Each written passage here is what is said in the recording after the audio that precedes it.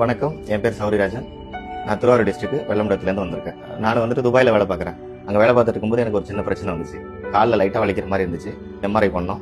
எம்ஆர்ஐயில் வந்துட்டு காலில் நரம்பு இஷ்யூ இருக்குன்னு சொல்லியிருக்காங்க. பேக் பெயின் மாதிரி, ஸ்பைனல் கார்டு பிரச்சனைன்னு சொல்லியிருந்தாங்க. சர்ஜரிக்காக வேண்டிட்டு ஊருக்கு வந்திருக்கேன்.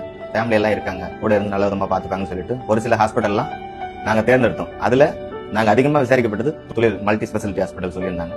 வந்துட்டு டாக்டர் மணிமாறன் எங்களுக்கு ரெஃபர் கொடுத்திருந்தாங்க.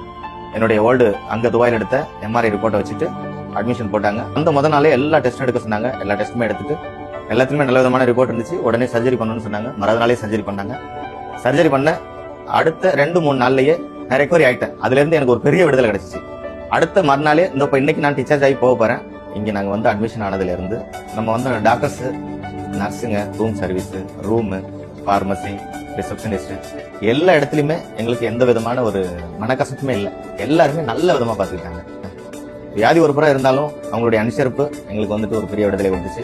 மனபாரத்தோட வந்தேன். ஆனா இப்ப அந்த மனபாரம்லாம் விட்டு என்னுடைய அந்த பிரச்சனையும் தேர்ந்து நல்ல மன நிம்மதியோட நான் வீட்டுக்கு திரும்பி போறேன். துளிர் மருத்துவமனைக்கு மனமார்ந்த நன்றி.